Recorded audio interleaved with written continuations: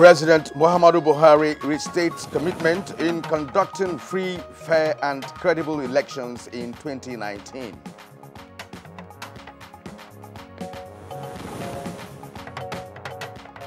Kano All Progressive Congress receives more than 10,000 supporters of Senator Rabiu Musa Kwankwaso, who defected from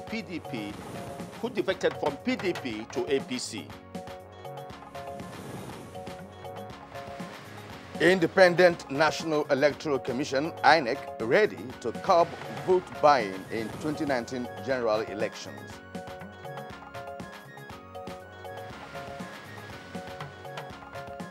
And on Good Morning Nigeria today, we shall be looking at the legal profession and sustenance of democracy.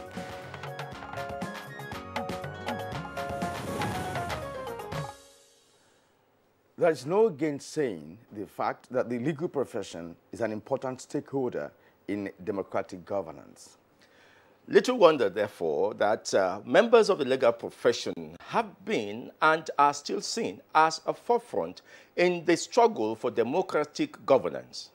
And as part of efforts to build the capacity of practitioners in the profession and contribute to societal development, the Nigerian Bar Association makes it a point of duty to organize a forum annually where members of the bar and bench, as well as leaders of the nation, come together to rub minds on the state of affairs of the nation. The conference has indeed become a pivotal platform that builds the capacity of legal practitioners and also provides a forum for discussion of key national issues in line with the constitutional mandate of the legal profession. This year is not an exception, as thousands of lawyers converged on Abuja to perform the annual tradition with the theme, Transition, Transformation, and Sustainable Institutions. The event was declared open by the President and Commander-in-Chief of the Armed Forces of Nigeria, Muhammadu Buhari, who described the theme of the conference as appropriate in the light of Nigeria's contemporary domestic and global challenges. And as the nation prepares for another general election, the President urged members of the bench and bar to work towards upholding and improving the sanctity of the nation's judiciary and electoral institutions, which he said plays a fundamental role in the sustenance and growth of our democracy. So what needs to be done to ensure smooth transition and sustained democratic governance in the country? What role should the bar and bench play to ensure economic and political development in the nation? Welcome to the program. These are the issues we shall be looking at. I am Femi Okewo, and with the pleasure of particularly welcoming you to this edition. And I joined Femi to also welcome you to this important edition of the program for Good Morning Nigeria today. My name is Kirian Umar, and of course we broadcast live on the network service of the Nigerian Television Authority, NTA, in Abuja, the capital city of Nigeria. And as always, the complimentary part of the program shall be brought to you, which of course include newspaper review, business, sports, foreign, and entertainment news. Well, the morning news is right now with Stella Inamete. Hello, Stella. Hello, Kirian and Femi. Good morning, and here is the morning news. President Muhammadu Buhari has restated the unshakable resolve of his administration in conducting free, fair and credible elections in 2019. The president gave the assurance while exchanging views with the British Prime Minister, Theresa May. Several agreements aimed at deepening relations between Nigeria and the United Kingdom were signed after the high-level talks. We are pleased that Europe and China are conducting an in-depth study to see how it can be recharged by inter-basin and transfer from Central African Republic to Chad. So that the people for fishing, animal husbandry, all seasons farming, millions of people in Nigeria stand to benefit most than most other countries. And we, of course, will also be looking to work together to step up our work on shared security threats, be it threats from Boko Haram or human trafficking, a subject on which you and I have spoken previously. And of course also cooperate on tackling corruption and lifting people out of poverty. Meanwhile, relations between Nigeria and the United Kingdom go deep and can be traced to colonial times. Our correspondent examines the state of diplomatic relations between the two countries. They were former colonial masters, but that's gone now. We're an independent country, and they appreciate us to that extent. And we also appreciate them to the extent that they've been receptive to us at different levels. Okay? And I don't see this reception dying in a century to come. At the global political level, we pretty much share the same ideas and values on a lot of issues, especially in the multilateral setting. They've supported some of our candidatures for international organizations, and we're supporting some of theirs. So the relations are very good. While preparing for post-Brexit era, Britain is shopping for new alliances and seeks to strengthen existing trade ties. It is for this reason that the British Prime Minister, Theresa May, is in Africa, visiting Nigeria, South Africa and Kenya.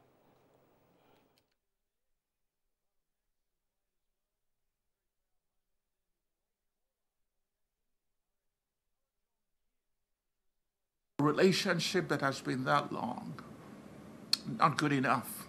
Not good enough. There have been constraints on all sides. Is that they have the UK, the Prime Minister has been laying out is excellent for the Nigerian economy. They're raising the level of ambition to a very, very high level.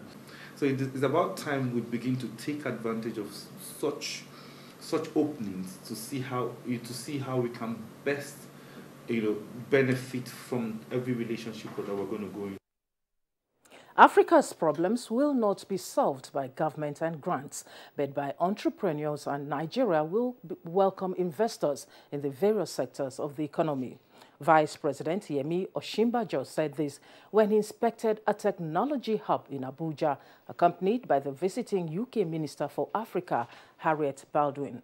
The minister at the occasion said £70 million have been earmarked for investment by Britain into the Nigerian economy.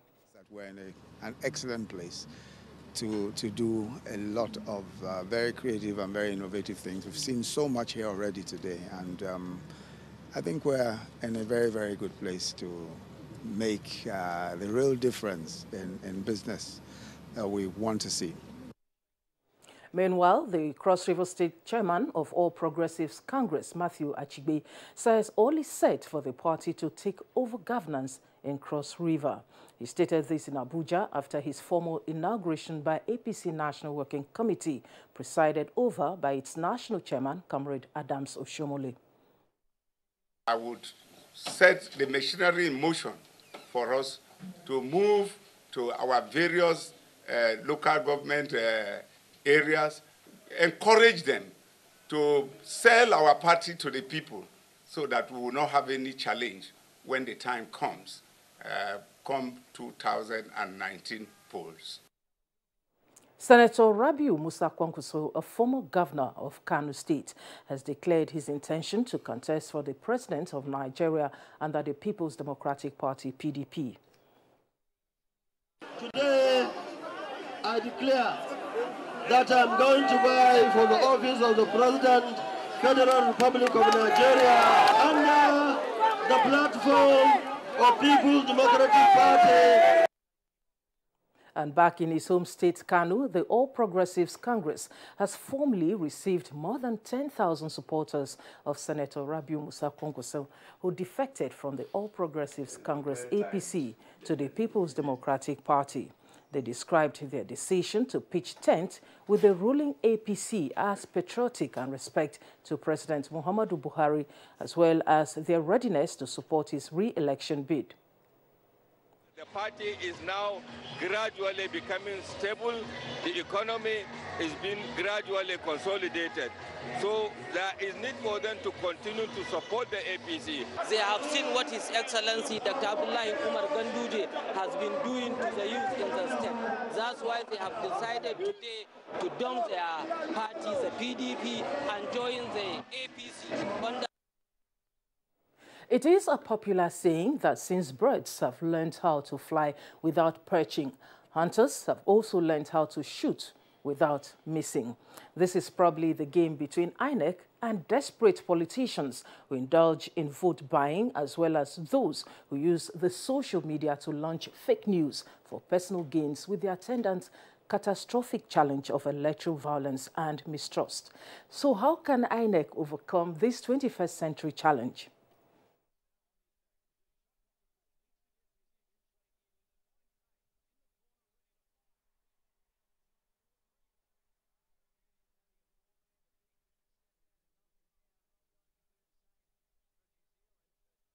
Voter education and voter sensitization so that citizens will never allow their votes to be sold during elections. To achieve that, we need to work with you. Will we go back home, put ourselves, agencies together and articulate our position?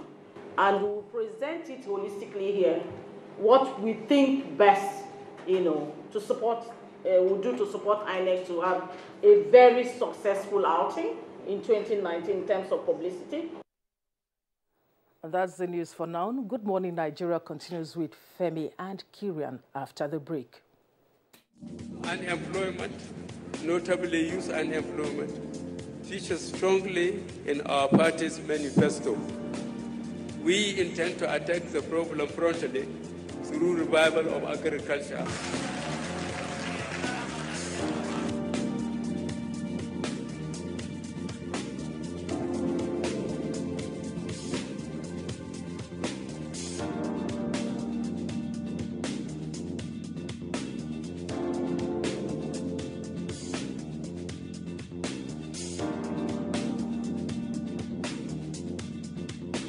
The 30K is going a long way. Actually, I bought an acre of land for 60K like 2012, and presently I have a cassava farm and a yam farm.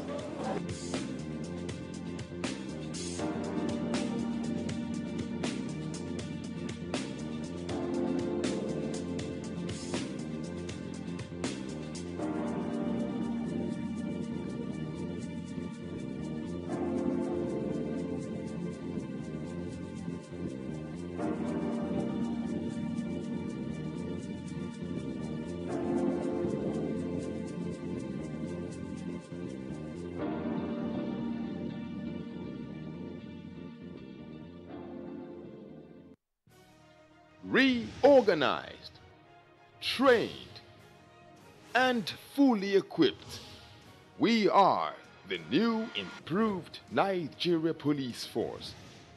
We fight crime. We bust syndicates. Whatever the crime, wherever the hideout, the Nigeria Police Force will get you busted.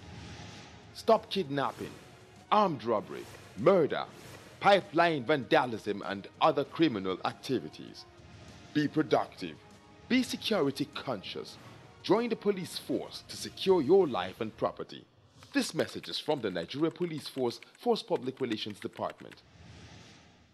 Ladies and gentlemen, please welcome the daring and invincible Louis the Mosquito.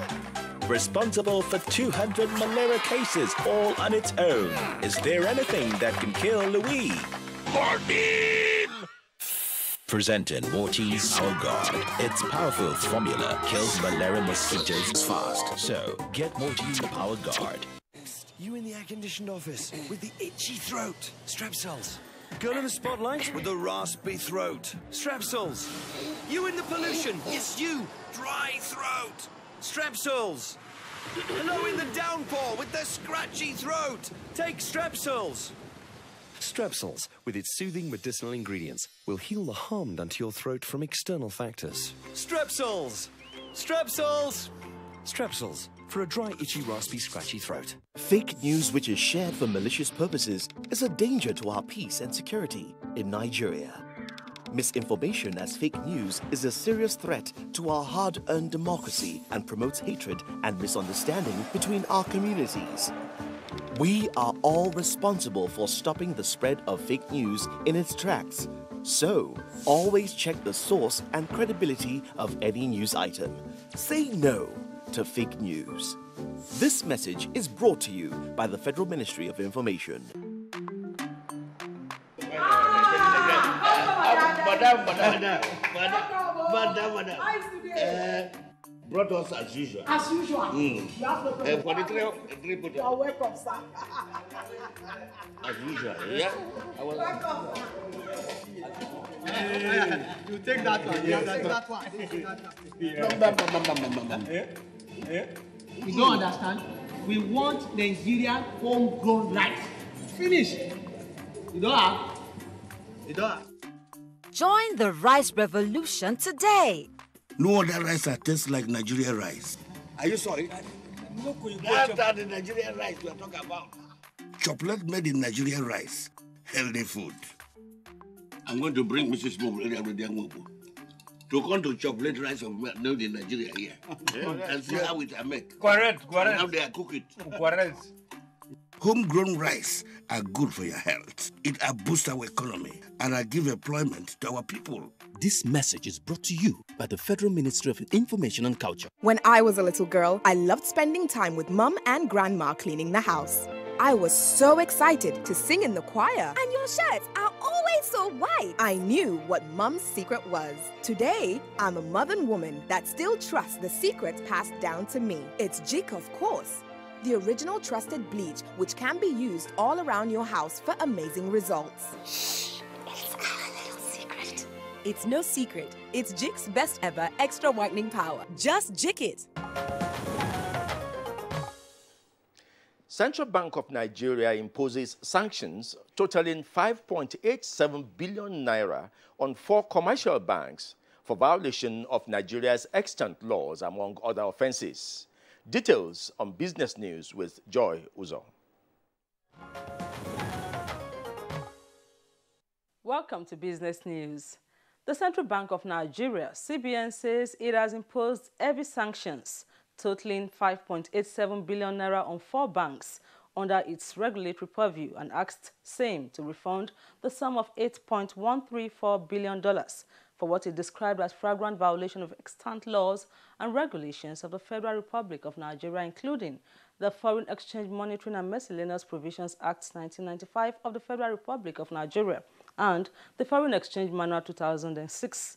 The 4 banks that have come under the sledgehammer of the CBN for the violations are Standard Chartered Bank, Stanbic IBTC, Citibank, and Diamond Bank.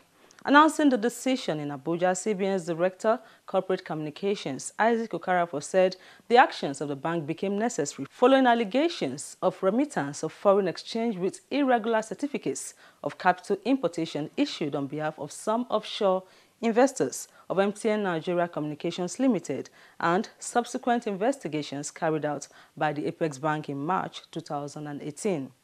Moving on, Nigeria Customs Service has declared 118 billion naira as revenue collected so far in the month of August.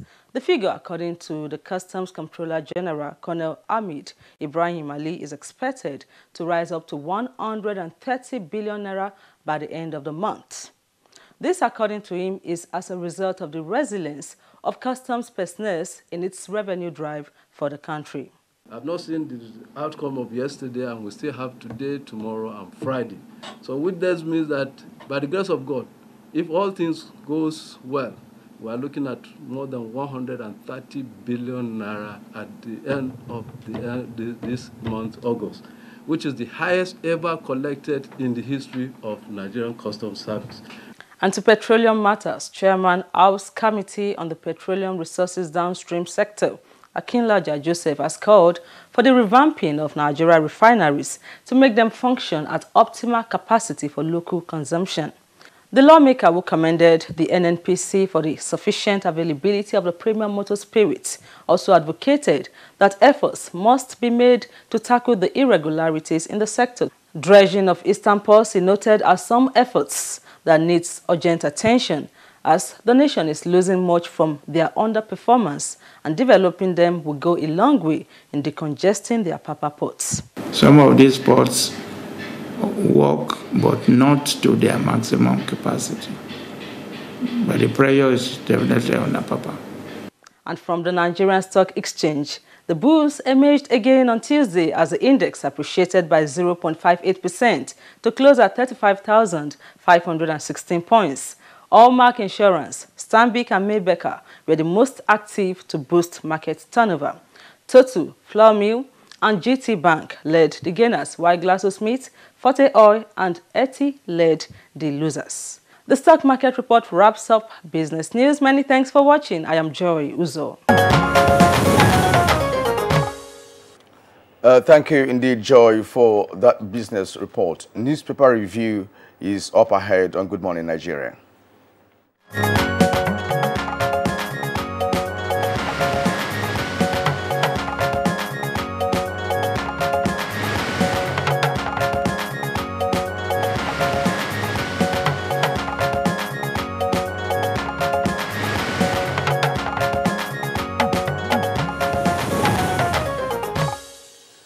And welcome to this segment where we take a look at some of the burning stories on our national dailies. And I start with the Sun, Daily Sun. And the banner story is about the National Working Committee meeting. APC NWC disagrees over direct primaries. A rider to it will comply with INEC electoral guidelines. Still on the front page of the Daily Sun, on the top right corner, we go for political stories there. Ex-governor, Kano governor declares for presidency, all not well with Nigeria. That is Rabiu Kwankwaso, the ex-Kano state governor, saying as he declares for the presidency. And then also a rider to that story, Bafarawa Turaki, pick PDP nomination forms. Below that, we have the trending Nigeria-British relationship and the visit of the British Prime Minister to Nigeria. Nigeria-Britain signed defense and economic deals as Prime Minister May meets Buhari. Of course, just next to that, to the left, is the picture story of the President and Prime Minister May, with the caption, May, the August visitor. And I can say, in August, meets Buhari. To finish up the front page of the Daily Sun, we have Saraki consults Jonathan in Abuja, another political story. And then for the environment, Kebbi, Niger, Kwara, Kogi, 3 other states at risk of flood. That's from the Nigeria Hydrological Agency. We conclude the Daily Sun with a sad security story. 8 killed, 95 houses burnt in fresh Plateau attack. All right, now let's turn to the Nigerian pilot, and we'll take the major headline this morning. Buhari meets May. It's also part of what Femi had just read out on the Daily Sun. Buhari meets May. We have 4 riders to that headline. Assures her of free, fair elections in 2019. Boasts that APC has done well to win at various levels. Welcomes UK's support to strengthen democratic institutions. Says multi-party democracy has put politicians on their toes. The full text of the story is on page 4 of the Nigerian pilot. Now, below the photograph that we have on the Nigerian pilot, which of course shows Theresa May and the president, that this exchange of what has been signed between Nigeria and the UK. Now, 2019, senators, reps agree or agreed rob INEC of 45.6 billion naira. Now, below that, we have some striking stories. Ekiti Election Petition Tribunal, fire me APC, hire 35 lawyers.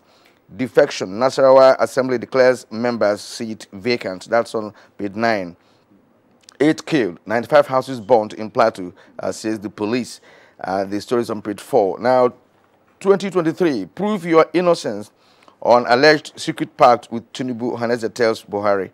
All right, now we have INEC requires 2,600 vehicles for elections in Ebonyi State. That says the Electoral Commissioner in that state, Femi. Now to the Punch. The main story is a financial story and illegal funds repatriation. CBN fines 4 banks 5.8 billion naira, other lenders, and then MTN to refund $8.1 billion. The rider to that story is Standard Chartered Bank fined Now, those are breakdowns of the major fines of these banks. And then we go a little, still up of the front page. The flood alert kickstarts the front page on the top part. Flood may hit Niger, Kogi, Delta, and 4 other states. And then a security story below that. Suspected herdsmen attack Plateau villages, kill pastor, wife, kids, burn 98 houses.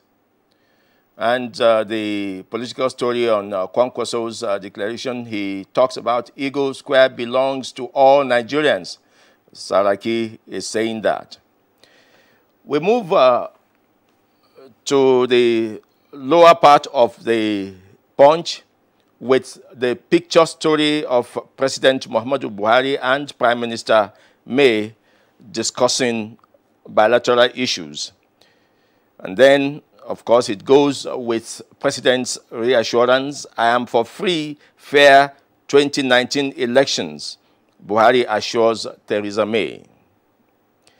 Other stories on the front page are the Bafarawa story. Bafarawa rejects consensus presidential candidate for PDP.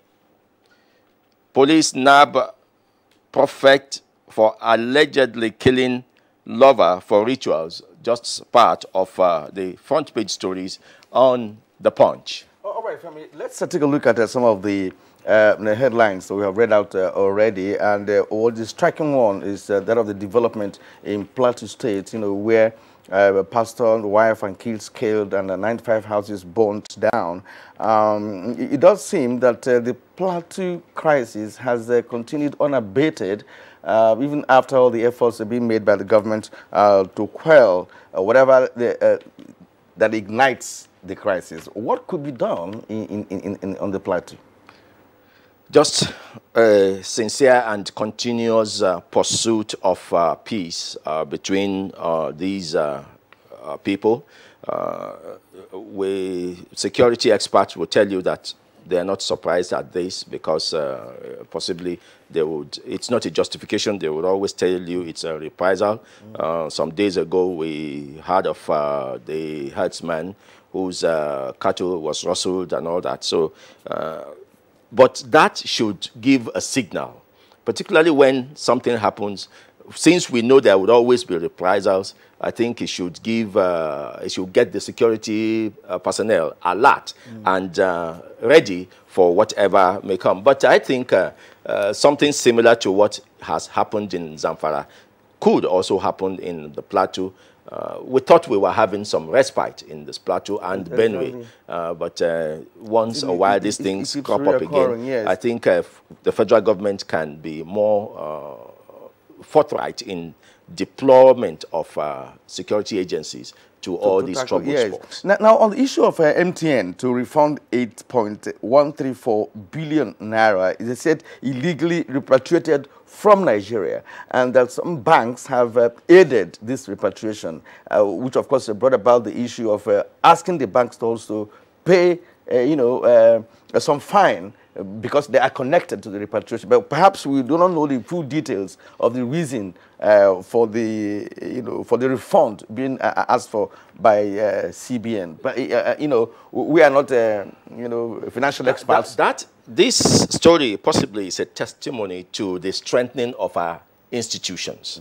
The institutions are supposed to be able to trigger actions when there are violations of Nigerian laws. And I think this is one area that the authorities have stood up to do the right thing.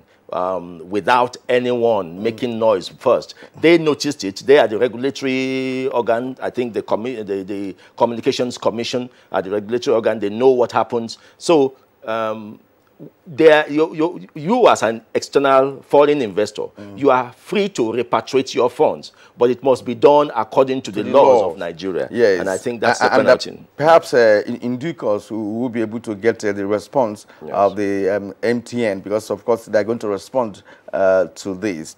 All right, now, moving ahead, let's take just a few stories on this day newspaper.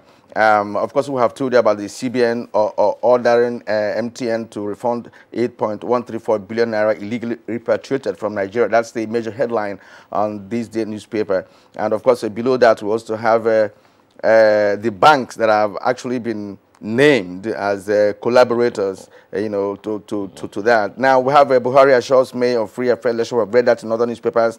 Meets Ambode, seeks sustainable UK-Lagos relations and all that. No, from this UK-Lagos relations. Lagos, of course, was the anchor place for the colonial masters when they came. And it seems that May wants to sustain that relationship. Apart from the colonial history, I think there's no doubt that Lagos is the commercial nerve center for Nigeria. And anyone coming into Nigeria to invest would first want to explore its possibilities in Lagos. I think that is what is happening. That is why she made that visit. Okay. Now, you still have the Independence. Yes, the Independence talks about polls, 2019 polls, the reassurance of the president about the 2019 polls. 2019 polls will be free and fair, President Buhari assures British Prime Minister. Then the rider assets repatriation to Nigeria could be slow, says Theresa May. Those are some of the points that she brings out as she tries to engender a trade relationship between Nigeria. And these are the areas possibly that we should be looking at subsequently. UK announces £70 million program to create 100,000 jobs. Good story there for Nigeria, as we look for ways of engaging our youth. Yeah, that's good coming from a country like Britain, because, this Brexit, if it's successfully down, then many countries in Africa may be benefiting from Britain. Those have been left behind for a long time because of the EU agreement. And from the movement of May this time around on the African continent, it does seem that Britain wants to re-strengthen relationship with the African countries. Because, of course, if you have to do business in the third world, so to speak, Nigeria cannot be, left out. The countries she has visited are particularly strategic. One in West Africa, one in Eastern Africa, and one in Southern Africa. South Africa, Kenya, and I think she's proceeding to Kenya from Nigeria, and then Nigeria for in the West African sub-region. So they are very strategic, and they are key strength for economic relationship. And you may recall that yesterday in our program, we did mention here that she is actually on an economic mission. Sure. All right. Now, let's go to the editorials for today. The editorial for today is from the New Telegraph, and it's boosting Nigeria's oil refining capacity.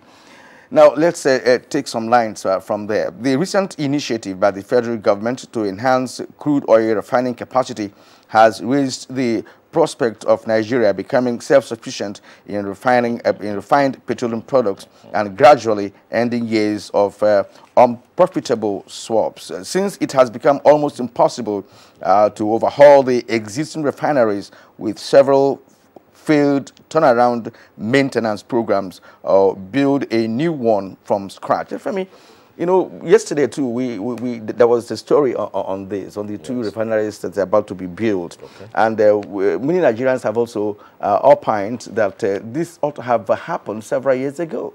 It's a sorry state for the Nigerian oil economy, which is actually what we depend on. That for more than 30 years, much more than 30 years, we never added one refinery to the 4 refineries we have had. Due credit to this government that is planning to put on 2 refineries all within a space of 3 years. We need it. That is the problem about importation of refined petroleum. Or else that we have no business paying subsidy for importation of if we have enough refineries to take care of our local needs, we will not be importing. Of course, you know, so many countries that are even within members of OPEC have long time stopped exporting crude oil. Instead, they export refined oil, which of course is more expensive. Which is what we too are supposed to be doing. We have the crude. We are supposed to be processing it and exporting the finished products. And not just the petroleum. There are other products like diesel, kerosene, and what have you. And I recall that during the Obasanjo administration, licenses were issued to some persons and organizations for the establishment of refineries in this country. But something happened along the line that nobody was able to, do that. Except for now that Dangote has also come into it and is promising that he's going to have one of the best refineries in Africa. That brings us again to strengthening our institutions. Our institutions are supposed to be corruptless.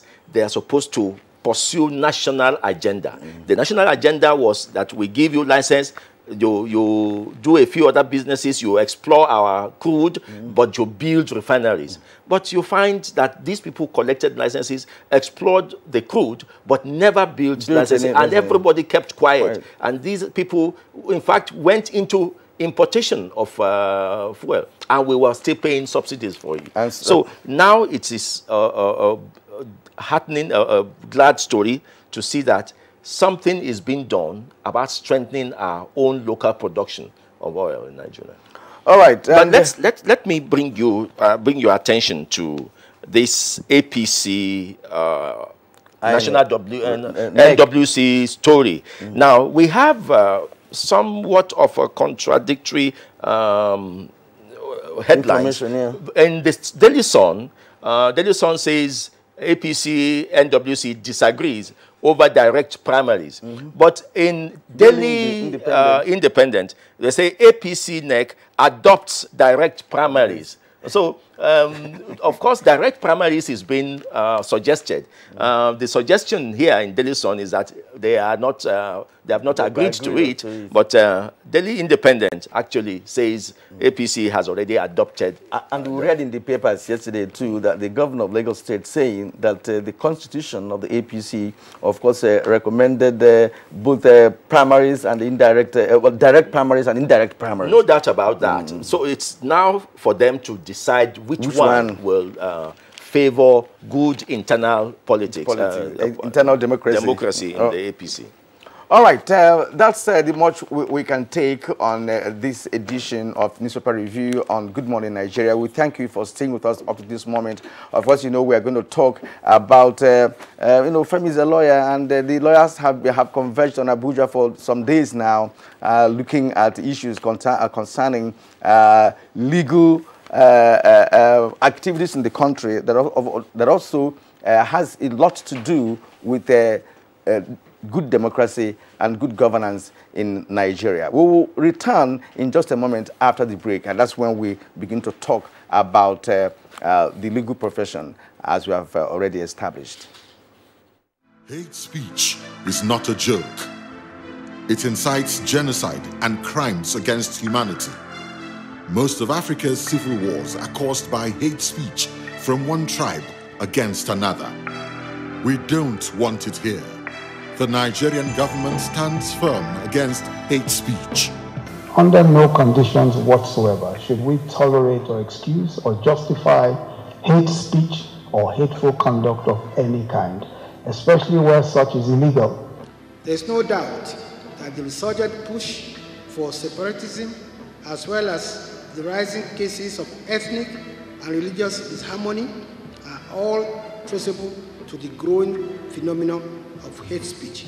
One nation bound in freedom, peace and unity. Nigeria, one nation, one people. This is a public service announcement brought to you by NTA. Winning in hot and dry conditions is hard. Causes the body to sweat, which attracts germs that are easily passed from one person to another. What keeps you so cool, man? Dettol Cool combines Dettol's protection and an invincible icy feel. For super cool confidence, use Dettol Cool. Dettol soap is now also available for 100 Naira only. These days, people get their news and information from more media sources than ever before. Some of the news and information given are fake, unverified, doctored, and manufactured to create confusion, stir disaffection, and cause disunity. Before you believe or share any news, ask yourself, is this real? Is it from a credible source? Is it verified or verifiable? Fake news is dangerous, whether you do it for fun or for political gains. Real people can get hurt. Fake news, don't create it, don't spread it. This is a public service announcement from NTA.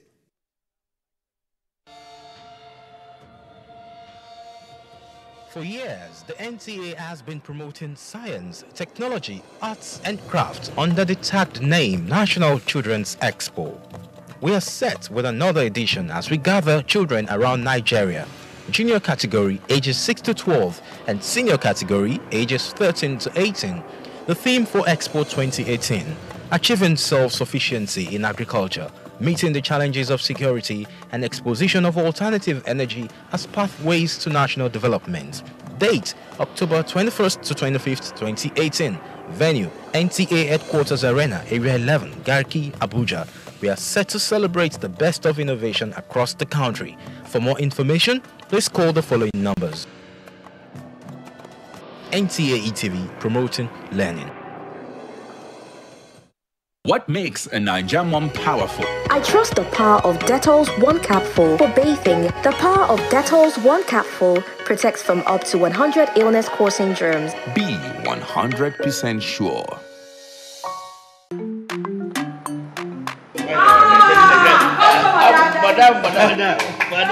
Madam. Brought us as usual. As usual. You have no problem. For the three You are welcome, sir. As usual, yeah?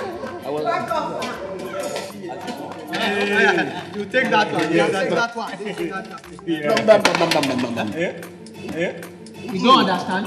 We want Nigerian homegrown rice. Finish. You don't have? You don't have? Join the rice revolution today. No other rice that tastes like Nigerian rice. Are you sorry? That's the Nigerian rice we are talking about. Chocolate made in Nigerian rice. Healthy food. I'm going to bring Mrs. Mobu to come to chocolate rice of made in Nigeria here. And see how it are made. Correct. And how they are cook it. Correct. Homegrown rice are good for your health. It boosts our economy and give employment to our people. This message is brought to you by the Federal Ministry of Information and Culture. And to kickstart our conversation this morning, let's take this background report put together by Aisha Obali. The Constitution has a critical role, especially in the operation and governance process. However, the legal profession has remained very relevant in a democratic setting. Without lawyers who draft and interpret the law, running an effective democratic system may be a mirage. Though observers believe that the judiciary needs to up their game, especially in strengthening and sustaining democracy, it is also believed that the rule of law must be adhered to in ensuring a strong democratic system. From interpretation of law to addressing civil and criminal issues, the legal profession has in a large extent brought peace and sanity in the system, even though the accusation and delay of dispensation of justice has been one major challenge of the legal system. Just recently, the Nigerian Bar Association, which is seeking for a way forward, organized a conference with the theme Transition, Transformation and Sustainable Institutions, especially in the light of recent domestic and global challenges. This is aimed at addressing issues related to immediate legal practice and solutions for wider societal problems. What are some of the takeaways of the thousands of participants who attended the annual event? And how will experts in this sector change the narrative? These and more questions will be answered shortly on the program Good Morning Nigeria this morning. And now joining us to discuss the subject matter is going to be, well, the person present here with us in the studio is Ayo Obe, who is a legal practitioner. Ayo Obe, you're welcome to Good Morning Nigeria. Good morning. And just to inform you that we also invited Paul Usoro, also a senior advocate of Nigeria, who is the incoming president of the Nigerian Bar Association. We are hoping that he's going to join us in the course of this program. To also let you know that another guest that we're also expecting to have this morning is the outgoing NBA president, Abubakar Mahmoud, is also a senior advocate of Nigeria. Femi. Yes, you're welcome, Ayo. You are not just a legal practitioner, you are also a public commentator and a civil society personality. So you will, from the angle of the civil society, look at the legal profession in Nigeria. Let's start first from your general assessment of what the legal profession is doing to enhance Nigeria's democracy. I think that you have to distinguish, and it's a pity that the two NBA presidents, incoming and outgoing, are not here, because I think there's a slight distinction to be made between the legal profession and members of the legal profession and the Bar Association, because obviously with anything that happens in court, you're going to have people on both sides. You're going to have both the people who are defending a position and those who are attacking it. And when it comes to democracy, any government in power tends to see its own survival as being synonymous with democracy. And therefore, the steps that they take, which will be defended by some legal practitioners in court, will be attacked and criticized by others. But there are some things that governments do which go beyond having opposing sides, because ours is an adversarial position, such as when we saw the invasion of the houses of judges, or even although it was cheered when it was said, the president's statement that national security is must take precedence over the rule of law. Okay. Statements like that. There are some things that there's no room for balance. You have to be on one side or the other. But let's take a step back. You certainly have been in the scene, both during military government and the civilian government. Give us what you think the legal profession has been like, particularly under the civilian governance, as compared with what we had during the military government. Well, I suppose that the essence of military government was, as a former chief judge of Lagos State once said, that the president or the military dictator in power of the day could wake up, and even in his bathroom he could issue an order, and that would become law for Nigeria. So there was no absolute certainty, even though in theory we had a constitution, we had laws, and the military government would pass laws, would go through the process of amending laws, but they could also be arbitrary as well. And They may even have devised laws that would allow them to, would in a way institutionalize their arbitrariness. Yes. Things like Decree 2, which we will remember was legislation that the military dictatorship passed, which allowed them to detain anybody yes. on the grounds of national security. Okay?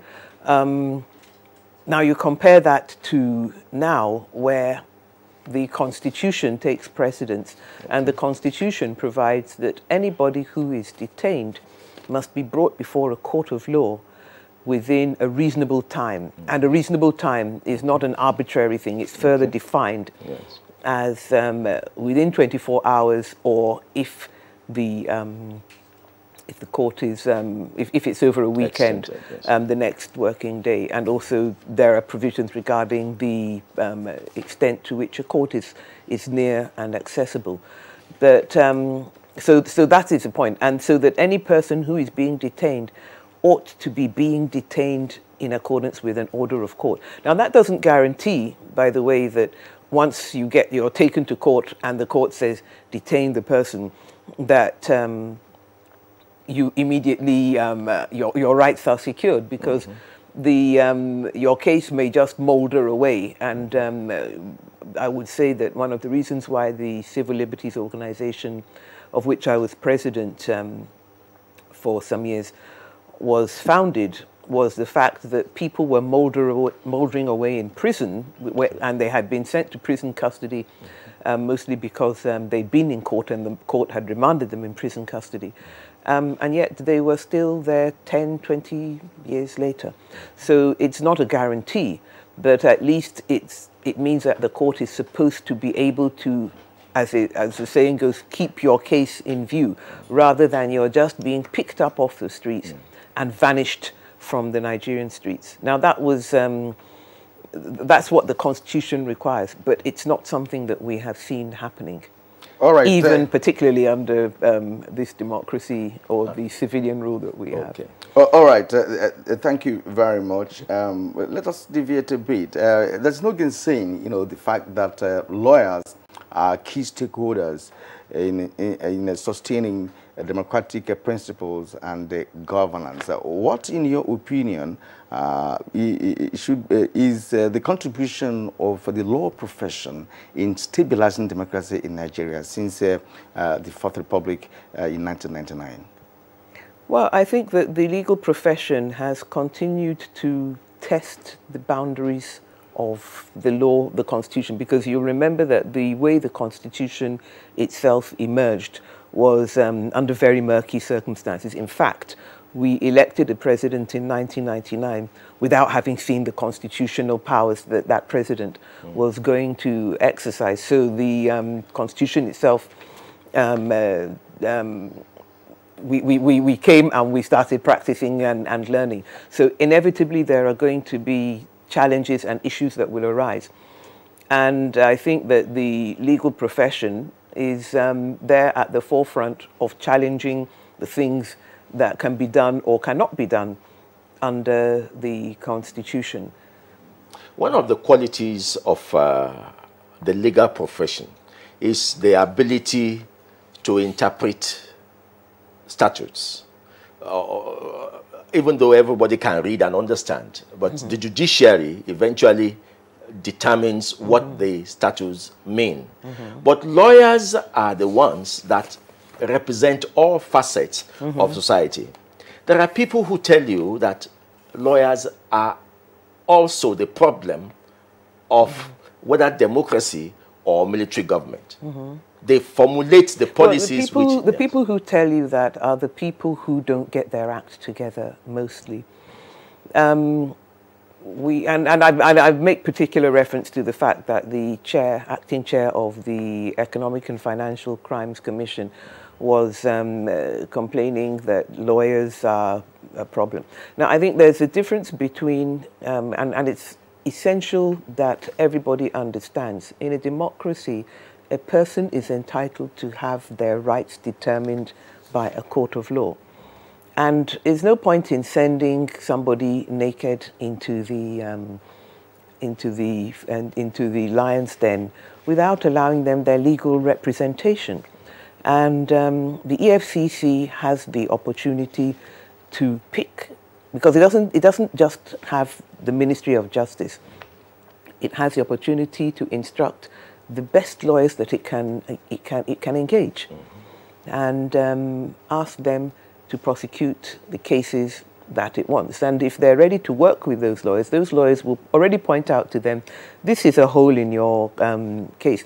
If you want this prosecution to succeed, you will need to take care of this. Do you have an answer? Do lawyers do that to their clients? Oh, lawyers do that to their clients. If a client comes to me and says, my case depends on factors A, B, and C, and my job is not to say, well, in that case, let's go to court and we will win on factors A, B, and C. Before that, I will say, well, let's look at it, because factor A, which you are, upon which your case depends, stipulates that the sun rises in the west. And if we go to court with that, it's likely that there may be evidence to the contrary. So that may be a problem with your case. And so that's an extreme example, because it's not often as clear-cut as that. But I think it's important that we recognize that the lawyer is not just there to be the mouthpiece, but also to advise. And I would also say that I learned a lot of things from my attendance at the bar conference yesterday. But one of the most pungent was during the session yesterday afternoon, where the discussion was about the attitude of the police in preventing lawyers from accompanying their clients when they're being questioned by the police. And one of the questions from the floor, which I felt really cut to the chase on the matter, was that when the Inspector General of Police was summoned by the Senate, he knew then that he needed a lawyer to accompany him. And when he was being questioned by the Senate, he was very comfortable to say, my lawyer will answer those questions. But it's not a privilege that has been, or not, I call it a privilege. It's not a right that has been recognized in many of our police stations in the country. So, but we found that many lawyers were ready to stand their ground on these matters. So I think that if we're running a constitution-based government, then the legal profession is an essential component of that. All right, essential component. And from the question put to you by my colleague Femi, with respect to the lawyers contributing, or rather playing a role that is not in consonance with law practice. Let me ask you this. Did he say that? No, he was saying that the lawyers are the problems. That's the way he put it, right? So I don't put it in another form. Right now, talking about lawyers being problems, we've heard about cases that are deliberately delayed, applying some terminologies in the legal parlance and achieving their aim. Cases that should be dispensed within 6 months last up to 3, 4, or 5 years. What is the cause of this? Well, in the first place, the law is there to be tested. And lawyers are going to court on the basis of statutes. And that's why, on the basis of that, the administration, I mean, if I'm talking, for example, about criminal cases, the Administration of Justice, Criminal Justice Act, Criminal Justice Act was enacted to get over some of these delays. But the court will always have to interpret it with a view to making sure that the rights of an accused person are not trampled upon, or are not, how do I put it, do not fall by the wayside. Simply because people want things to be done quickly. But I think also that what I notice with a lot of criminal cases is that the preparation seems to be going on in the middle of the case.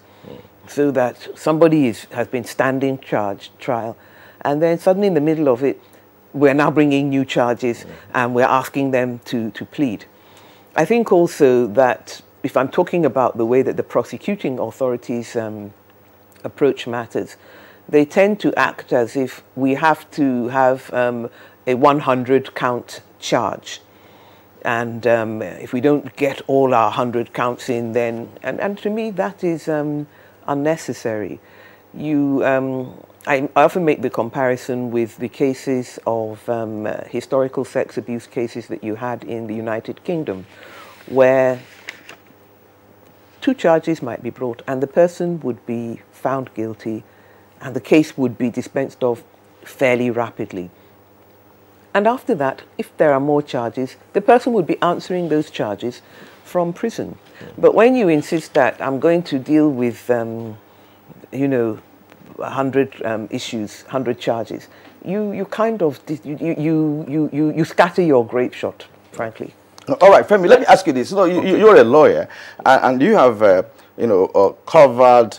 You are head of the legal desk in NTA, and you have the experience covering all manner of stories: political, criminal, civil, and what have you. Let us share your experience with respect to these delays, in question. Am I supposed to? Let's share your experience, because they were talking from experience point of view. She has mentioned the key areas. Investigation is supposed to be completed before you go to court. You don't arrest, detain, and then begin to investigate.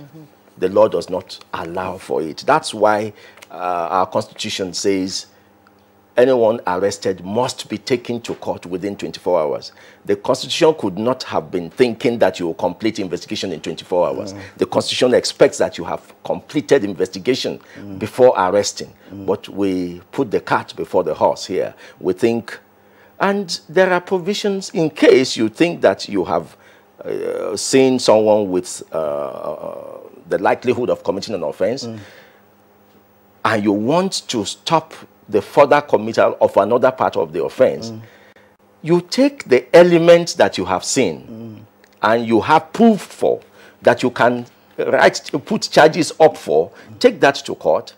Let's then tell the court that this man may jump bail, because the idea of bail is to ensure that someone comes and continue to attend trial. So you take the bits you have, but say that investigations are still on some particular areas which you think he may compromise if he's allowed to go. The court is the one that will then decide whether he should stay or not. All right, that's from my colleague Femi, who happens to be a lawyer. Let me inform you that we're still expecting to have the outgoing NBA president, Abubakar Mahmoud, SAN, and of course the incoming one, Paul Usoro, a senior advocate of Nigeria as well, who is the incoming president. Now, let's look at the annual general conference of the Nigerian Bar Association. It's a forum that all lawyers look forward to for different reasons. I don't know, some enjoy the carnival atmosphere. Some enjoy the education. Some think it's a continuous learning process. And, of course, the NBA expects so. But then some also think that it should be an opportunity for the Nigerian Bar Association to evaluate the state of the nation. Which of them do you key into most? Well, you may not be asking the right person, because I'm not a regular at the annual general conference of the Nigerian Bar Association. But I think that I'm not interested in the carnival. I mean, an elderly person like me cannot be too interested in carnival at this age. But certainly, it's always a learning opportunity. I mean, I only arrived on Tuesday evening because of the public holiday that delayed me. But in the day that I've spent, I've learnt a lot. Just from the sessions that we had yesterday. So for me, the learning element, the updating, bringing out new developments in the law is always the most important part of the conference. But then it's essential to me, I think, that a bar association, particularly since it is the only bar association, that we have that covers the whole country, it has to reflect on the state of the nation, and it cannot be, it cannot be, how do I put it, focused only on certain areas. I think that in a situation where we are still facing extremely serious security challenges, it was an important opportunity for us to reflect on whether the issue of the rule of law, which the President raised, whether observance of it enhances national security or whether it's an inconvenience. Now, it's important that we recognize that we, as Nigerians, we don't have a Guantanamo Bay where we can put people outside the jurisdiction of the Nigerian courts. And yet, it's only in the last year or so that people who were arrested under the accusation of having been Boko Haram suspects, thousands of them, were finally given their day in court. The Nigerian Bar Association should not have kept quiet while those people, during all the years that those people were in detention. We know that part of the origin of the Boko Haram crisis was the extrajudicial execution of the leader, the then leader of Boko Haram. I'm not saying that Boko Haram was not in existence, or even that it was not a problem, but it didn't assume the dimensions that it assumed until the Nigerian state's reaction was one which ignored the operation of the rule of law. So to me, I think that quite apart from the moral issue and the legal issue, the Bar Association ought also to be able to talk about the practical effect of some of these things and say that it doesn't work morally, it doesn't work legally, and it doesn't work on the ground if you ignore the rule of law. Because people often use this expression, the law is an ass. But actually, when we see people ignoring the law, then we see that actually that is when you realize that they can be the ass, and the law is actually the straight path that we need to follow. There are people who say that if the Nigerian Bar Association, being a very critical legal body, jumps into either appraising or condemning situations, it would have foreclosed what the process would be if it is tested.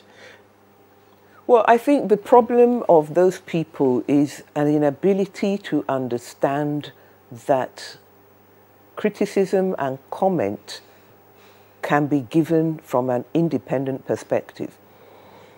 Last month, I was in Denver for the American Association for Justice Convention, which is a particular bar association for trial lawyers, or for what they call plaintiff lawyers. And they had their section for Democratic lawyers, that is, lawyers who align themselves with the Democratic Party, and the section for lawyers who align themselves with the Republican Party. Now, in a situation where there is a lot of carpet crossing, we might not be so ready to align ourselves one way or the other in the Nigerian bar. But the point is that judges can be appointed from anywhere, and they will have their prejudices. The issue is that, do you go into court saying that this judge, because they are A, B, or C, and it may not necessarily be that they are in this political camp or the other, because you will know whether the judge is a man or a woman. You will know possibly whether the judge is a Muslim or a Christian. And you may even know the ethnic identity of the judge. And if all those things are going to be what you look at, identity and beliefs, then you may never go to court with confidence. And yet, you are expected to do so not only in Nigeria, but in any country in the world. So I think that the issue of the Bar Association looking at the state of the nation is not a matter of we are here to support or not support a government. We're here to point out, the Bar Association ought to be able to point out, because at the end of the day, the success of any individual government is not really the concern of the Bar, although some of the ways that things are presented may make it seem so. But the success of any government is supposed to be the advancement of Nigeria as a nation. And that really is the concern of the Nigerian Bar. Should be. Yes, the concern of the nation, stability of the nation, good governance. I didn't say stability of the nation. Or sustenance of good governance, so to speak, because it's part of the theme of this year's conference. Now, this conference is an annual event, in which case lawyers converge to, of course, evaluate the law practice and, again, how it's also working towards sustaining democratic principles and governance. And let me ask this question. Issues have arisen in the past where people have called for legal reforms in this country. Some of us who are not lawyers would like to understand why the reform. Should there be reform? If yes, has there been any effort on the part of the NBA to effect these reforms in question? Well, certainly there's always room for reform. I'm not able to speak specifically on the role of the NBA in all of the reforms, but certainly the NBA had been involved in many of the reforms, such as the Criminal Justice Act and others, and they were workshopped by the government with the assistance and participation of the NBA. So it's inevitable. And in fact, it was also pointed out to me in another forum that in Britain they used to have problems with tax law and there are always loopholes, until they decided, look, let's get in these lawyers who are always finding these loopholes and see if they can't help us to draft some legislation that will prevent that will block up these loopholes. Now, you may not have attended the opening ceremony, but you have picked out of part of what the President Buhari stated at the opening ceremony. One other thing he talked about was transparency and accountability, which he reminded lawyers that this government is very concerned about. And in pursuant of that is the Open Government Initiative, OGP, which the federal government has signed into. What can be the role of lawyers or the legal profession in enhancing transparency and accountability in any government? Well, if you're talking about enhancing accountability and transparency in government, the legal profession, civil society was very much involved even before the Open Government Act in the enactment of the Freedom of Information Act, which was signed into law by the previous administration. And to me, that is the tool that is more likely to be used. But what we find is that many government departments, either because they don't consider themselves obliged or because they actually don't have the information in a retrievable form, are finding it very difficult to answer requests for information under the Freedom of Information Act. So that I think that when we are facing that, because it's one thing to say you have open government, which is where government says, see what we have. And if they show me this, and I say, oh, see what was, look, and then, but I want to see what's on page 90. Yes. That may be my freedom of information. This may look like open government, but if I'm not able to see what's on page 94, then I have a problem. So I think that the two go hand in hand, and the legal profession, because although it's often seen as something that is of benefit to journalists, when the freedom of information requests are not honored, then the legal profession comes in. And of course, you know that under that legislation, the Attorney General of the Federation, who recently entered the Media Rights Agenda Hall of Shame, I'm sorry to say. But the attorney, or one of his departments, the Attorney General of the Federation is actually supposed to be the repository of making sure that government ministries and departments are keeping their records in such a situation that they can respond under the Act. Okay. All right. Thank you very much for your contribution so far, being a lone guest for over 30 minutes now. And, you know, she's actually capable of sustaining this program from the way that she is going. I was going to ask you a question that should be part of the one that Femi just asked on transparency and accountability. And that will be, will have to do with the aiding of corruption by lawyers. There has been this accusation that they aided, because remember that some judges homes were raided, and the currencies of different sorts, collected from their homes and all of that. Now, in this connection, what role should the legal professionals play in curbing corruption? Sorry, please. Before you answer that question, let's take a break, and we'll be back for more on this program. You hear a bomb explosion or gunshots of an active shooter. That might be a terror attack. At such times, always remember 3 action words: run, hide, report. Don't try to run towards the terror scene to save the situation, because there might be a second bomb blast or another attack. Run far away and take cover. Make sure you are safe first. Yes, it is in our nature to sympathize over the hurt, but remember, only trained personnel can help in such situations. When in a secured environment, promptly call relevant authorities and help will come.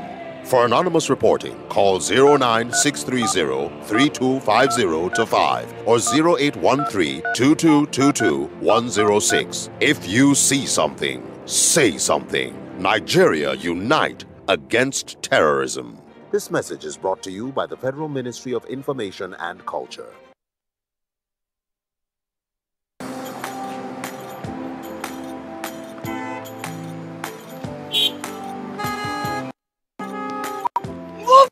Now, the red light won't kill you. Move now. To the disobey traffic law, they cause accidents. Me, I don't talk, say I no go dey do am again, because change begins with me. Let's cross the other side of the road. I will no longer endanger my life crossing the express. Instead, I will use the bridge, because change begins with me. Oga driver, stop this bus now, won't come down. I be won't carry me past where they go. Make I dey stop anyhow for road, they cause traffic wahala and accidents. So I go dey stop for the right bus stop, because change begins with me. Change begins with me. This message is brought to you by the National Orientation Agency in conjunction with the Federal Ministry of Information and Culture. We thank you for staying with us up to this moment on Good Morning Nigeria. And we've just received Paul Usoro, Senior Advocate of Nigeria and the incoming President of the Nigerian Bar Association. Paul Usoro, you're welcome to Good Morning Nigeria. Thank you very much. Thank you very much. Well, shortly before we came in, we put a question to Ayo Obe, and that has to do with legal practitioners aiding corruption in the society. That's not me saying that. That's what some Nigerians believe, and they would like her to comment on that. Yeah, I think that my complaint about generalized statements of that nature is that they are never followed through with actuality. Even when you mention currencies being found in the judges' homes after they were invaded, what charges resulted from those allegations? Was the government able to prove its case in court? So I think the generalized statement that lawyers aid corruption, of course, in any profession and in any group, there will be malefactors. But and we've even seen some lawyers who have been disbarred or suspended. We've even had senior advocates have their privileges removed because of malefaction. But I don't think it's good enough to say that because a lawyer goes to court to defend a client that they are aiding corruption. Rather, you should ask why the government agencies which have the obligation to prosecute crimes are allowing corruption to continue because they don't prepare their cases properly. Okay, so thank you very much. And now to Mr. Paul Usoro, incoming president of the Nigerian Bar Association. For you to contest as president of the Nigerian Bar Association, there would have been some things that you noticed about the legal profession in Nigeria, possibly which you think you want to assist in enhancing and or discouraging. What are the things topmost on your mind about the legal profession as it contributes to democracy in Nigeria? Well, from the perspective of the contribution of the legal profession to democracy, I think I'll take from where Ayo has ended. Essentially, the primary role of the NBA is to promote and protect the rule of law. And that means ensuring that there is access to justice, also ensuring that there is speedy administration of justice, and also ensuring that the judiciary is independent, and ensuring that the rule of law generally is not tampered with. Now, that is the role of the Nigerian Bar Association, and it's a role that is very critical in these days and as we move into the election year, that is next year. And those are issues that the Nigerian Bar Association would be very, very concerned with and would work to ensure that these are preserved and that the principle of that rule of law is protected. Now, that is one area. There's also the area that relates to us as lawyers ourselves. And I came in on the platform of ensuring that there are certain reforms as far as our association is concerned. I would not give you the raft of reforms. I would only give you the objectives of the reforms. And there are essentially 4 key underpinnings as far as those reforms are concerned. First, reforms that would ensure that there is efficiency in the running of our association. Second, reforms that would ensure that the interests and the confidence of our members they are boosted. And third, reforms that would help us in building an institution out of the NBA. And finally, reforms that would actually give us a moral equity. In other words, if we are condemning the third party, for example, governments, it should not be possible for governments to claim that we have a speck in our eyes and that we need to correct those things. So there are those internal things that we need to also look into and make sure that things are sorted out. And then finally, there is, of course, the welfare of lawyers generally, particularly the young ones. And that is an area that the NBA would be very interested in having to look into. Well, you talk about reform, and you were at the opening ceremony. You saw the reaction when President Muhammadu Buhari said that lawyers, from his observation, are always not receptive to change, that this government is about change, and that lawyers are not very receptive to change. And a lot of lawyers know that the legal profession is a conservative profession. Now you talk about reform. How does that reform work hand in hand with the change process which government is trying to introduce? Well, okay, let me start from a general note. I think there is a misperception of lawyers. Lawyers are always very amenable to change. What they need is for you to show them the value proposition, why the change is necessary and how that change is going to be effected. If you present those value propositions to lawyers and you articulate them well, of course they would question you, and if you're able to answer their question satisfactorily, you'll be sure that they'll imbibe the changes that you propose. The fact that I get to become the president of the Nigerian Bar Association is because lawyers accepted the value proposition in regard to the reform agenda that I presented in my manifesto. So perhaps there is that misunderstanding of lawyers that tends to believe that they're not amenable to change or they're not interested in change. Basically, what you need to do is to present the value proposition to them, convince them that this is necessary, and they'll take it. Now, in regard to the government's change agenda, I think if you take it from that primary proposition that I have just made, what you need to do is to communicate and let's understand the thrust of the change agenda. And if the lawyers interrogate that change agenda and they believe that this is what is good for the society, definitely they are going to embrace it. Okay. Well, all right. Thank you very much indeed. Now, first of all, let's congratulate you as the incoming president of the NBA. That is the question we put to Ayo Ube initially. And that initial comment, I'd like you to comment with yours with respect to how the legal profession has failed under the democratic dispensation. Well, we can also do a comparison with what existed during the military regime. Okay. Well, I think there has been whatever we're going to say about the civilian dispensation, and it has its defects, it has certain things that need to be fixed. But I think the defining quality or character of the civilian administration is that there is an enlarged freedom for everyone. It's a lot easier for people to speak their minds without the fear of being persecuted.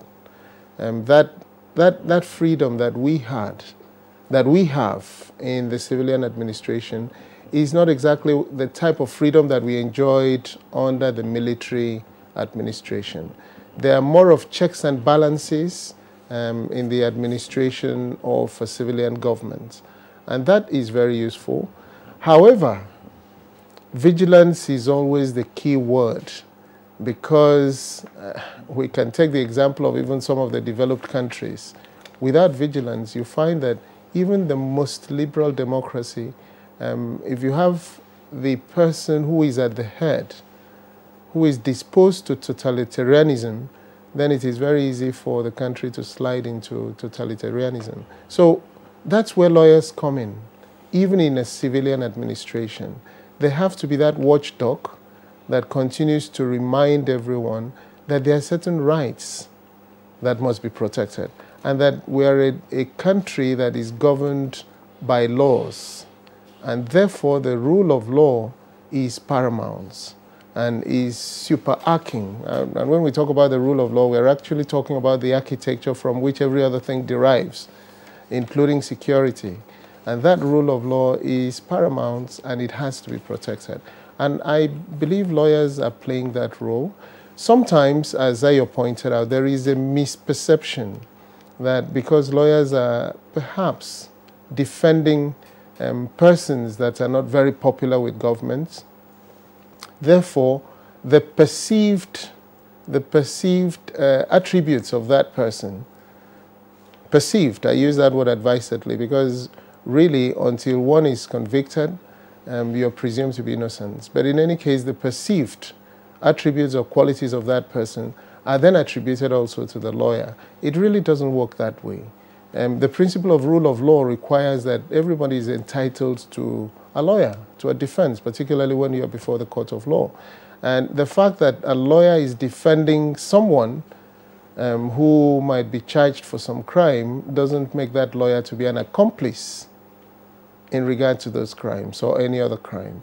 And I guess that might be difficult for non-lawyers to understand, but I think we need to communicate this and to educate society at large that lawyers are not criminals simply because they defend people who are charged with criminal offenses. I think why the ordinary Nigerian like myself, you know, look at that from the perspective you have explained, is the fact that even after defending a client in the law court, the lawyer still comes out to even argue against the judgment by a superior person, being the judge. And when that goes on, and there are write-ups in newspapers, you know, against judgment that has been that's already been served, what does that mean? The ordinary man will feel that, well, perhaps this lawyer is actually interested in this client, not just to defend the client. Let me differentiate that. There are different levels that we can discuss that particular issue. First of all, if you're talking about the lawyer having to appeal against the judgments, that is a right that is guaranteed to the clients by the Constitution. And I would be surprised if a lawyer on his own decides to appeal without the clients requesting that an appeal be lodged. So when the lawyer appeals against the judgments, he's acting on the instructions of the clients. And the principles I have just mentioned about the lawyer-client relationship, they apply exactly the same way that it applies even at the trial instance. Now, there's a different issue you have raised, and that is commenting in regard to the judgments on the pages of newspaper, for example. There are two issues that we can talk about there. First of all, once a judgment has been delivered, it is the right of everyone to comment on that judgment.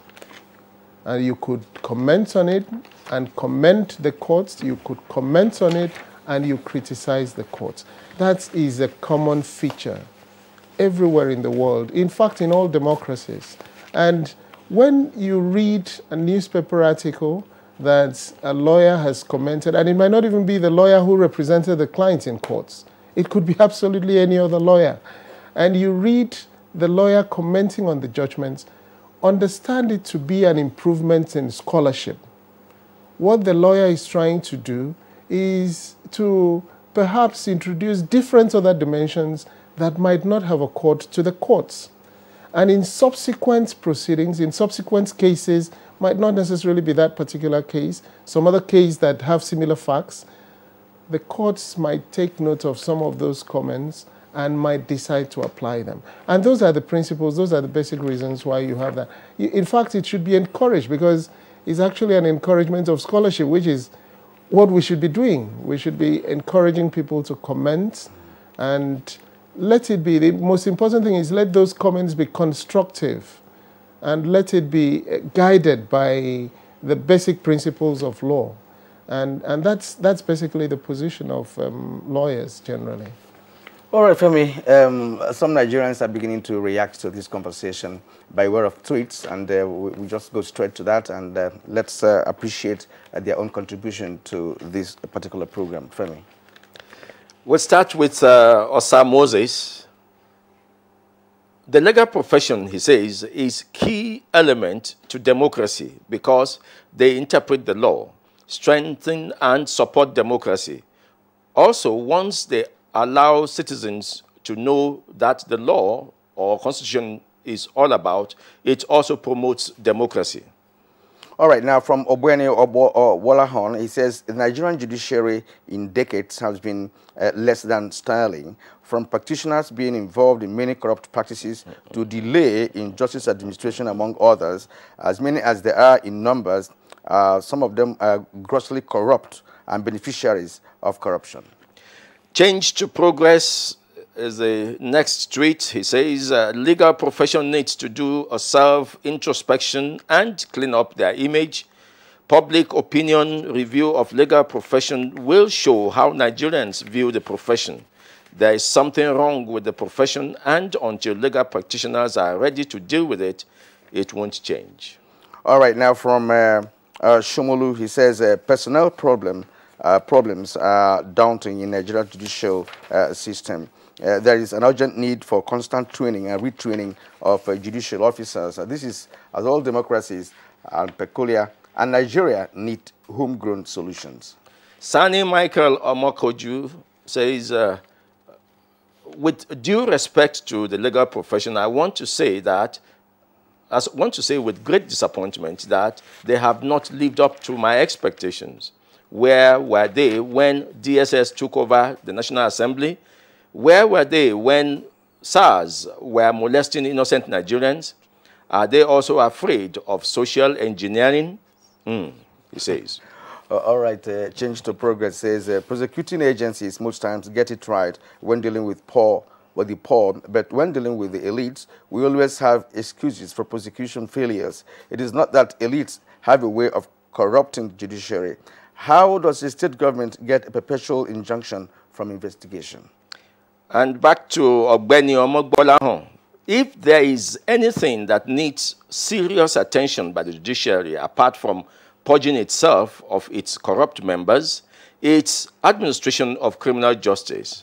There are many languishing in jail. One of a crime they know nothing about.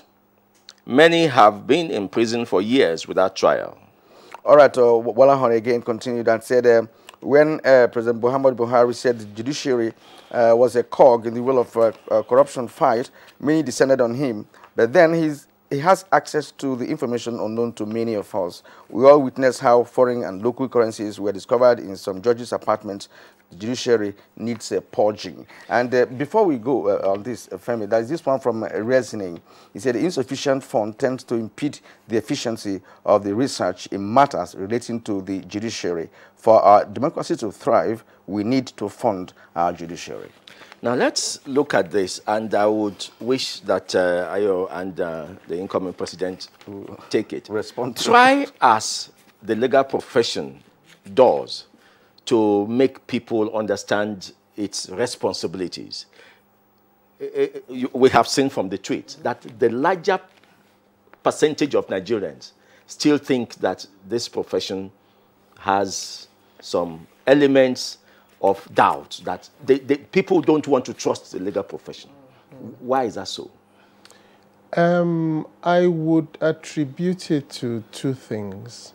One, the legal profession is actually a very conservative profession. Lawyers, particularly advocates, are not encouraged to self-advertise or actually to indulge in newspaper publications, writing articles, etc. And therefore, what you might find, that image management is not something that lawyers are used to. And once you do not have that image management, it gives room sometimes for misperception. That is perhaps one area that the NBA would have to look at to educate people in regard to what the roles of lawyers are. That is number one. Number two, generally, and rather unfortunately, we have a practice in Nigeria of feeding gossips. And once gossips are fed, the general attitude of Nigerians is that there is no smoke without fire. And sometimes, truly, you might find that there is truly no fire, that it might simply be an artificial smoke sometimes. But you find that people find it difficult to differentiate between artificial fire, artificial smoke, and the real smoke that comes from fire. That also feeds that perception. The third thing, of course, is yes, like any other group of people or association, you would definitely have some people that might infract. And, you know, one bad egg sometimes tends to spoil the whole crate. And so when you have that minority that might not behave well, the tendency is because people have heard, and that is usually publicized, and that tends to color the perception of the larger majority of law-abiding, properly behaved lawyers. I think in that regard, maybe it would also be useful that when you have disciplinary machinery, and we do have disciplinary machinery, and then some of our members are disciplined, let people also understand that in fact we have a process of cleansing ourselves. Maybe that process would need to be strengthened. And once that is done, and then that process works, then of course it would also be clear to people, and it would be clear to lawyers also, that if you infract, there is a punishment for it. All right. Can she take her opinion on that? I don't think, Paul, you can say on the one hand that lawyers are writing articles and opinions about judgments, and at the same time say that we are not allowed to, that we are conservative profession, we don't write newspaper articles and so on. These days, you come out of court and if it's a case of that nature, the cameras are there and the lawyers are, you know, with their bands fluttering and their wig in their hand, on their gowns on their backs, they're talking to the media. So I don't think that it's really so much that the public doesn't see enough of lawyers or what they do. I would preface my comments, however, by remembering a wonderful day that happened for me last year when I had received a notice from the Court of Appeal saying, you have a judgment coming up. And I was saying, please go to court and tell them we haven't even argued the appeal. Then another one was that judgment was to be delivered. And the third one was that we were going to court, the other side were not coming, but I had to go for a trial. So I went for the trial, and eventually the court did not sit. But by the time I got back to the office, the three judgments, I'd had three judgments, and they were all in my favor. And the Court of Appeal said, yes, you didn't come to argue the appeal, but your brief was here, and we determined the case on your brief. The other one, the judgment, we had gone through the trial and we got the judgment. And the third one, the other side didn't come, we got judgment in default. And I'm saying that because this constant mantra of a corrupt judiciary, I mean, you don't have to, because no lawyer is going to come out and say, I go and see judges, I saw the judge, and so on and so forth. And the fact is that judicial corruption is not something that happens in the open.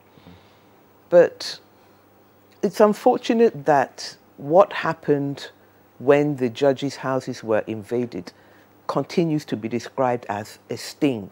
It was not a sting. A sting is where somebody who looks like an ordinary member of the public goes and entraps a judge. After all, ordinary journalists in Ghana were able to do it. Yeah. And consequences followed. But in Nigeria, we are supposed to have secret services. And I emphasize, I mean, they are state security, but they're also supposed to be secret services. And yet, their own was, I mean, talk about V-set armies with strength and arms and noise and flashes of publicity, but no, after the smoke cleared and the mirrors were broken, there was nothing to see. And this is the problem, that if you're going to really be concerned about the administration of justice, yes, you need an independent judiciary, but you also need a judiciary that is monitored. And you can't monitor it if I'm now coming on inspection to the court, and then everybody sits up. It's like what happens when the vice president is coming to Lagos. All the trailers disappear into the trailer parks. But when he's gone, they're back on the bridges. So who does the monitoring then? That is what I'm saying, that it is not something that you have, as I say, you have your security services. The DSS could have done something, but instead, because they wanted to make a noise and get instant publicity rather than the hard slog, they basically lost the advantage that they would have had. Yeah. All right. Thank you, Ayube. Let's return again to the issue of the NBA conference. Why the choice of the theme? I'm asking the incoming president because I believe you're one of those that, of course, has structured this year's conference. Why the theme of the conference, transition, transformation, and sustainable institutions? Well, actually, I wasn't one of those who structured or planned this year's conference. I think I'll be actively involved in planning the next year's conference. From next year. But getting into the minds of those who planned the conference, what I believe motivated their having to come up with that theme There are two sets of transition that we're going to have this year and next year. There is the transition in regard to the NBA from one administration to another. But at the national level, there's going to be a transition from one administration to another after the elections. So I should imagine they might have been thinking about things like that. In terms of transformation, literally every society or every association needs to be dynamic, to reinvent itself, recreate itself, and that's some form of transformation. And that's a fairly constant in human society. And I should imagine that they were thinking about how we could re-engineer ourselves as Nigerians, and we could re-engineer ourselves as the Nigerian Bar Association, as lawyers generally. And then, of course, the issue of sustainable institutions. Ayo has just mentioned something. There's a theme that came out, a sub-theme that came out on the second day, that's after the opening ceremony. And that was a question of whether we need to have strong institutions rather than strong men.